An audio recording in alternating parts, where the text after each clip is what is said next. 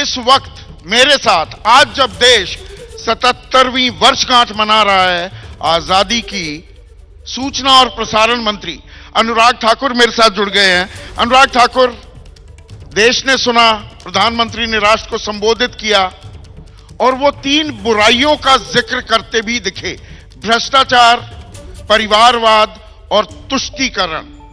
मैं यहां पर हरिशंकर परसाई की एक लाइन आपके सामने पेश करूंगा कि ये जो भ्रष्टाचार के खिलाफ आंदोलन है, ये दरअसल सबसे निरर्थक आंदोलन है। ये राजनीतिक दल ये खेल खेलते हैं जैसे कबड्डी का भी खेल होता है। आप किस तरह से देखते हैं इस बुराई को, और ये बुराई खत्म होगी या राजनीतिक बस वार पलटवार चलता रहेगा?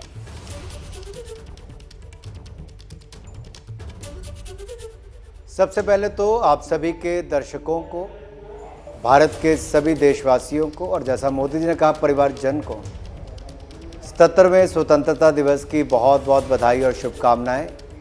और एक बार मैं धन्यवाद करना चाहता हूं देशवासियों का आपके चैनल के माध्यम से कि जो 9 वर्ष पहले मोदी जी को उन्होंने आशीर्वाद दिया था, तो इन 9 वर्षों में हम देश को 10वें नंबर की अर्थव्यवस्था से 5वें नंबर की अर्थव्यवस्था बना पाए, 12 करोड़ से ज़्यादा शौचालय बनवा पाए, 4 करोड़ के लगभग घर बना पाए, और हर घर को नल से जल देने के लिए 2 लाख करोड़ खर्च करके 12 करोड़ घरों को नल से जल दे पाए। और लगातार जो कोविड के समय एक समस्या खड़ी थी, तो तब भी कितनी 220 करोड़ वैक्सीन लगा पाए और 80 करोड़ लोगों को मुफ्त में अनाज 2.5 साल दे पाए। ये जनता का ही सामर्थ्य था, युवा शक्ति थी, मोदी जी का नेतृत्व था कि हम कोविड के समय बचे भी, आगे बढ़ भी पाए। और जो आपने अभी मुद्दा उठाया, मोदी जी ने कहा कि उपलब्धियां हैं, हम देश को बचा भी रहे हैं, आगे बढ़ा भी रहे हैं, भारत में दुनिया एक नई ताकत भी देख रही है।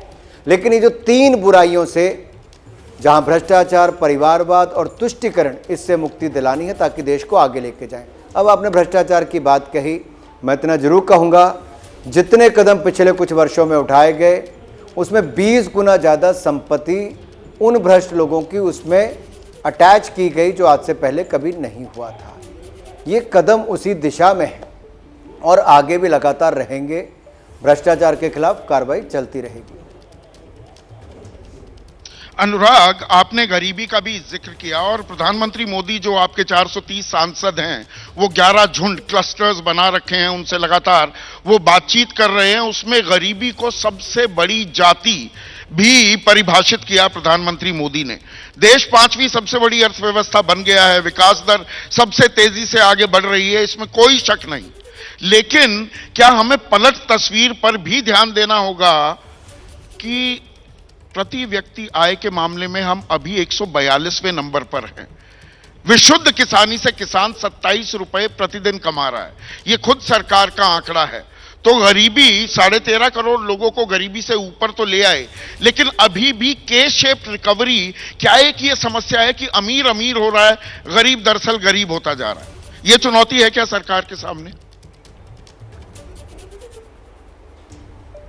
देखिए, जब हम सत्ता में आए थे तब भी बहुत सारी चुनौतियां थी। करोड़ों लोगों के पास अपना घर नहीं था, तब भी 4 करोड़ बहनों को लखपति बनाने का काम हमने तब भी किया जब उनको पक्का मकान दिया, रसोई गैस के सिलेंडर से धुएं से मुक्ति भी दिलाई, और अगर उनको अनाज की चिंता मिटाई और साथ ही साथ पानी भी घर तक दिया तो उनका समय भी बचाया, सुविधाएं भी पहुंचाई। निश्चित तौर पर गरीबी किसी भी देश के लिए एक बड़ी चिंता का विषय, लेकिन ये कहते हुए मुझे प्रसन्नता है कि 13.5 करोड़ गरीबों को गरीबी रेखा से बाहर निकाल पाए। अब जैसे जैसे अर्थव्यवस्था और मजबूत होती चली जाएगी, गरीब कल्याणकारी योजनाएं और बढ़ती जाएंगी। मुद्रा योजना जैसी योजनाओं से जहां एक और लगभग 8.5 करोड़ से ज़्यादा लोगों ने अपने नए रोजगार शुरू किए, 34 करोड़ के लगभग मुद्रा लोन दिए गए, और ये अपने आप में दिखता है कि लोग अपने पांव पे खड़े हो तो बाकियों को रोजगार के अवसर भी खड़े किए। वहीं एफडीआई अगर रिकॉर्ड देश के अंदर कोविड के समय भी आई तो उसके कारण भी नई इन्वेस्टमेंट के कारण नया रोजगार भी उत्पन्न हुआ। अब रातों रात गरीबी नहीं मिट सकती, लेकिन इतना जरूर है कि अच्छे प्रयास और साफ मन से प्रयास किए तो जो पहले कभी नहीं हुआ वह 9 वर्षों में हुआ। 13.5 करोड़ गरीब गरीबी रेखा से बाहर आए। प्रति व्यक्ति आय भी अगर आप राज्यों की सूची अलग अलग लेंगे तो आपको दिखेगा कौन सा राज्य उसमें अच्छा कर रहा है, कहाँ पे ज़्यादा बेहतर तरक्की हो रही है। इसलिए सभी राज्यों का मिलकर भी साथ अच्छा करना जरूरी है, तभी भारत में ये आंकड़ा और कम आ सकता है। भारत सरकार लगातार प्रयासरत रही है कि आय के साधन बढ़ाए जाएं। जहाँ तक आपने किसानों की बात कही, 2.5 लाख करोड़ रुपए से ज़्यादा पैसा देश के करोड़ों गरीबों के खाते में पीएम किसान सम्मान निधि के रूप में दिया गया। वहीं पर उन किसान भाइयों को जहां दुनिया भर में खाद के और यूरिया के दाम 3 गुना बढ़ गए थे, हमने 1 रुपये का दाम भी पिछले 3 सालों में नहीं बढ़ने दिया। और यहां तक कि इस साल 2,30,000 करोड़ रुपया सब्सिडी दी है ताकि खाद के दाम जो दुनिया भर में बढ़े उसका प्रभाव हमारे किसानों पर ना पड़े। और जहां तक खरीद की बात है, हमने खरीद भी दुगनी की है गेहूं और धान की, और मूल्य भी उसका लगभग 70% ज़्यादा बढ़ा है। पर एमएसपी पर खरीदी ना होना अभी भी बड़ी समस्या है। आप ही के राज्य से आने वाले वरिष्ठ नेता रहे बीजेपी के शांता कुमार, कमेटी रिपोर्ट 2015 में कहती है 6% ही खरीदी होती है एमएसपी पर। क्या अनुराग ठाकुर, आप प्रभावी बनाने के लिए तो चले हैं न्यूनतम समर्थन मूल्य को, इसको कभी अमली जामा भी पहनाया जाएगा? मुझे लगता है अगर आप जैसे पत्रकार भी ऐसी बात कहेंगे, और जिन्होंने खुद अपनी आंखों के सामने होता देखा कि जो लोग ये कहते थे 2 साल पहले की एमएसपी बंद हो जाएगी, ये आप सबके सामने हुआ है जी। आप लोग टीवी कैमरा के सामने बैठते थे पूरा पूरा दिन डिबेट करके, कहीं पे कानून में ये नहीं लिखा था कि एमएसपी बंद होगी, और हमने करके दिखाया। 9 साल में खरीद दुगनी की है, 70% दाम बढ़ाए हैं, दलहन तिलहन के अलग किए हैं। और ये कहाँ हुआ? देश में हुआ है जी। आंकड़े बताते हैं, पार्लियामेंट में भी, बाहर भी।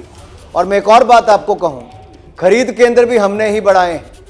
मेरे अपने राज्य में हिमाचल में जब तक कांग्रेस राज करते रहे, हम साथ लगते पंजाब में अनाज बेचने जाते थे। 12 केंद्र हमने हिमाचल प्रदेश में पिछले 3 साल में खोले हैं। ये हमारे समय हुआ। काश कांग्रेस ने कभी कुछ किया होता तो स्थिति ना होती।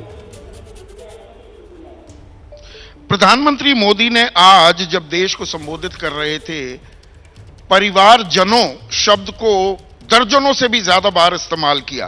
प्रधानमंत्री जब देश को संबोधित करते थे तो मित्रों, भाइयों, बहनों, देशवासियों, इस बार ये परिजन और परिवार वाला ये शब्द अनायास तो नहीं है। इसमें राजनीतिक संदेश क्या है?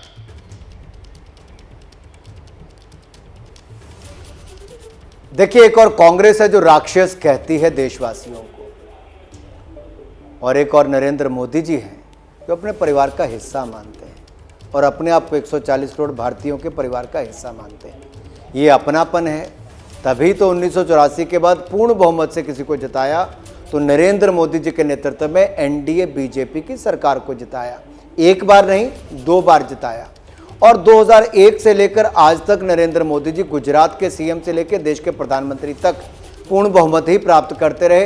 ये तभी किया कि जड़ों से जुड़े थे, जनता से जुड़े थे, मन से जुड़े थे, और कण कण और पल पल देश के लिए समर्पित था। और यही उनका समर्पण भाव जो देश के प्रति है और देश को आगे बढ़ाने और देशवासियों के लिए है, ये उनको 140 करोड़ भारतीयों को अपने परिवार के रूप में मानते हैं।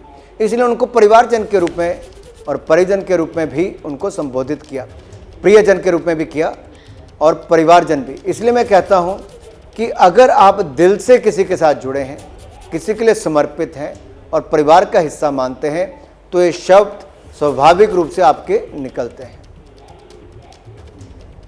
तो 140 करोड़ जब परिजन, परिवार वाले कहते हैं तो जाहिर सी बात है कि अल्पसंख्यक भी उसमें आ गए। प्रधानमंत्री तीसरी बुराई तुष्टीकरण को गिनाते हैं।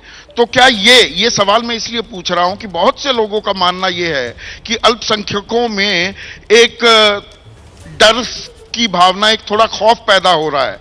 क्या उसी को दूर करते दिख रहे हैं प्रधानमंत्री ये कहते हुए सब 140 के 140 करोड़ मेरे परिवार वाले हैं?